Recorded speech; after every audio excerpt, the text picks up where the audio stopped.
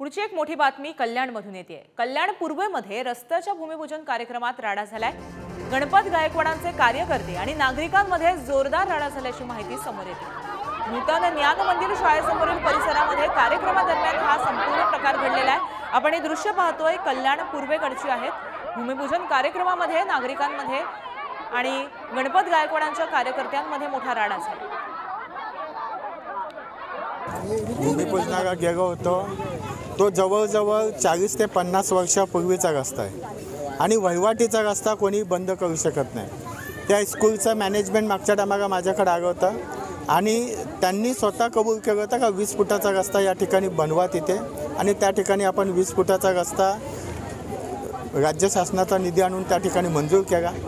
बाजूला गार्डनचं रिझर्वेशन आहे, गार्डनचं रिझर्वेशन त्यांना त्या ठिकाणी पूर्ण रिझर्वेशनची जागा त्यांना हडप करायची आहे आणि म्हणून ते लोक इथं विरोध करण्यासाठी आले।